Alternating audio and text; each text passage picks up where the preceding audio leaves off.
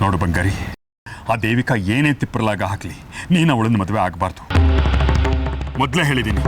ಅಪ್ಪ, ಅವಳು ಇವನನ್ನ ಹೆದರ್ಸಿ ಬೆದರ್ಸಿದ್ರೆ ಪಾಪ ಇವನೇನ್ ಮಾಡಕ್ಕಾಗತ್ತೆ? ಅವಳು ಬೆದರಿಕೆಗೆ ಇವನು ಒಪ್ಕೊಂಡ್ರೆ ನಿಮ್ಮಿಬ್ಬರ ಕತೆ ಏನು? ಅದನ್ನೇ ಅಪ್ಪ ನಾನು ಯೋಚನೆ ಮಾಡ್ತಿರೋದು. ಅವಳಿಂದ ಇವನನ್ನ ಹೇಗಾದ್ರೂ ಮಾಡಿ ಕಾಪಾಡಬೇಕು.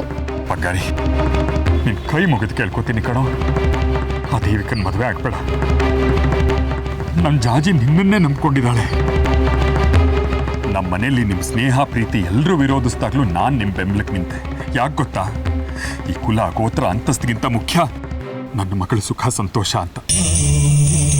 ಅವಳ ನೆಮ್ಮದಿ ನಿನ್ನ ಕೈಲಿದೆ ಕಣೋ, ದಯವಿಟ್ಟು ಅವಳಿಗೆ ನಿರಾಸೆ ಮಾಡಬೇಡ. ಅಪ್ಪ, ಇದೇನಪ್ಪ ಇದು? ಬಂಗಾರಿ ಅಂತವನಲ್ಲ. ನೀವೇ ಹೀಗೆ ಮಾತಾಡಿದ್ರೆ ಅವನು ಇನ್ನೂ ಕುಗ್ಗೋಗಲ್ವಾ? ಇಂಥ ಸಮಯದಲ್ಲಿ ನಾವೇ ಅವನಿಗೆ ಧೈರ್ಯ ತುಂಬಬೇಕಲ್ವಾ? ಅವನಿಗೆ ಧೈರ್ಯ ಹೇಳೋದಿರಲಿ, ನಾನೇ ಕುಗ್ಗಿ ಹೋಗಿದ್ದೀನಿ. ನನ್ನ ಮಗಳ ಭವಿಷ್ಯ ನೆನೆಸ್ಕೊಂಡ್ರೆ ನಡುಗೆ ಹೋಗ್ತಾ ಇದ್ದೀನಿ.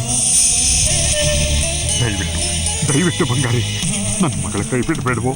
ನನಗೆ ನಾಸೆನಾ ಇವಳು ಕಟ್ಕೊಂಡು ಈ ಜೈಲಲ್ಲಿ ಬದುಕೋದಕ್ಕೆ? ಇಲ್ಲಿಂದ ಈ ಮದುವೆಯಿಂದ ಹೇಗೆ ತಪ್ಪಿಸ್ಕೊಳ್ಳೋದು ಅಂತ ಹೇಳಿ.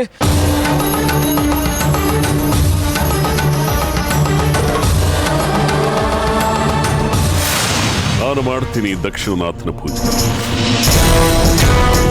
ಶಿವ ಮತ್ತು ಅಮ್ಮನವರ ಸಮಾಗಮದ ಪೂಜೆ.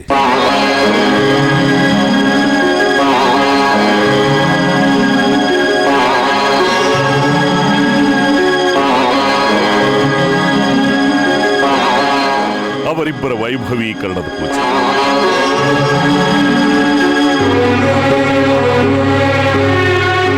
ಪೂಜೆಗೆ ಎಲ್ಲ ಸಿದ್ಧತೆಗಳನ್ನು ಮಾಡಿಕೊಳ್ಳಿ. ಇವತ್ತೇ ಪೂಜೆ ಮಾಡಬೇಕು.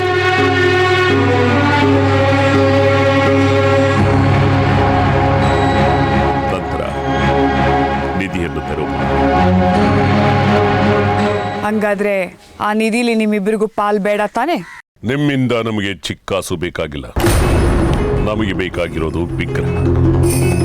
ನಿಧಿನ ತೆರವುಗೊಳಿಸಿ ನಿಮ್ಮನೆಗೆ ಸಾಗಿಸೋದು ನಮ್ಮ ಜವಾಬ್ದಾರಿ. ಆದ್ರೆ ಒಂದು ಷರತ್ತು, ನಾಳೆ ಬೆಳಿಗ್ಗೆ ಸೂರ್ಯೋದಯಕ್ಕೆ ಮುಂಚೆ ವಿಗ್ರಹನ ನಮಗೊಪ್ಪಿಸ್ಬೇಕು. ವಂಚನೆ ಮಾಡಿದ್ರೋ ನಾವು ಕೆಟ್ಟವರಾಗಬೇಕಾಗುತ್ತೆ.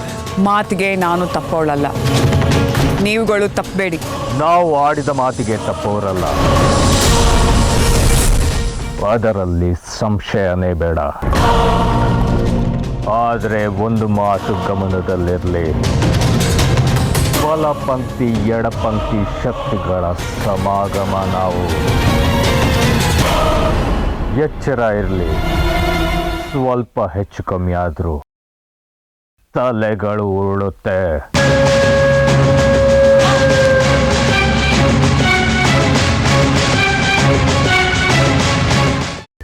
ಕೈಮಾ ಲಿವರ್ ಚಕ್ಕಣ ಮಾಡುವ ವಿಧಾನ: ಒಂದು ಬಾಣಲಿಗೆ ಎಣ್ಣೆ, ಈರುಳ್ಳಿ ಹಾಕಿ ಹುರಿದು ಶುಂಠಿ ಬೆಳ್ಳುಳ್ಳಿ ಪೇಸ್ಟ್, ಅರಿಶಿನ, ಪುದೀನ, ಕೊತ್ತಂಬರಿ ಸೊಪ್ಪು, ಲಿವರ್, ನೀರು, ಬೇಯಿಸಿದ ಕೈಮಾ, ಟೊಮ್ಯಾಟೊ ಪ್ಯೂರಿ, ಗರಂ ಮಸಾಲ, ತುಪ್ಪ ಮುಚ್ಚಳ ಮುಚ್ಚಿ ಬೇಯಿಸಿ. ಈಗ ಕೈಮಾ ಲಿವರ್ ಚಾಕಣ ಸವಿಯಲು ಸಿದ್ಧ. ನಮ್ಮ ಇವತ್ತಿನ ಕಾರ್ಯಕ್ರಮದಲ್ಲಿ GFC ಖ್ಯಾತಿಯ ಕೃಷ್ಣಪ್ಪ ಅವರು ಒಳ್ಳೆ ಚಾಕ್ನವನ್ನ ಮಾಡಿ ಕೊಟ್ಟಿದ್ದಾರೆ.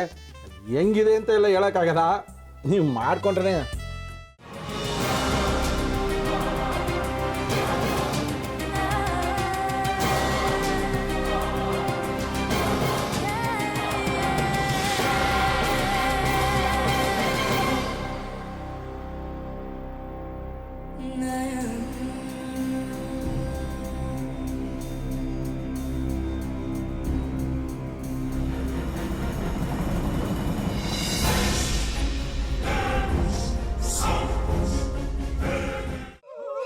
ಎಟ್ಟಿ ತಕೊಳಕ್ ಬಂದವ್ರನ್ನ ಸುಮ್ಮನೆ ಬಿಡಲ್ಲ, ರೂಮ್ ಕರ್ಕೊಂಡೋಗಿ ಸಾಯಿಸ್ಬಿಡ್ತದೆ.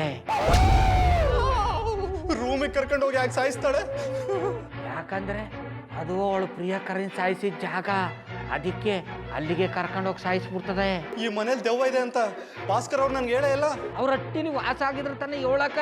ಹಟ್ಟಿಲಿ ವಾಸ ಆಗಿರೋರ್ನ ಯಾನು ಮಾಡಲ್ಲ, ಆದ್ರೆ ಹಟ್ಟಿ ತಕೊಳಕ್ ಬಂದವ್ರನ್ನ ಅದು ಸುಮ್ಮನೆ ಬಿಡಲ್ಲ ಬಿಡಲ್ಲ ಬಿಡಲ್ಲ. ಇದನ್ನೆಲ್ಲ ಹೇಳ್ತಿದ್ಯಲ್ಲ, ನೀ ಯಾರು? ನಾನು ಹಟ್ಟಿ ವಾಚ್ಮ್ಯಾನ್. ನಾನು ಅರ್ಜೆಂಟಾಗಿ ರಾಮನಗರ ಹೋಗ್ಬೇಕು.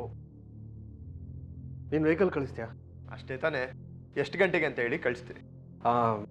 ಮೊನ್ನೆ ಯಾರೊಬ್ರನ್ನ ಕಳಿಸಿದ್ಯಲ್ಲ ಅವನೇ ಕಳಿಸು, ಚೆನ್ನಾಗಿ ಓಡಿಸ್ತಾನ ಅವನು. ಮೊನ್ನೆನಾ? ಹಾ, ಶಿವು ಇರಬೇಕು. ಹಾಂ ಅವನೇ. ಅಯ್ಯೋ, ಅವ್ನು ನಿನ್ನೆಯಿಂದ ಕೆಲಸಕ್ಕೆ ಬಂದಿಲ್ಲ. ಫೋನ್ ಮಾಡಿದ್ರೆ ರಿಸೀವ್ ಮಾಡ್ತಿಲ್ಲ.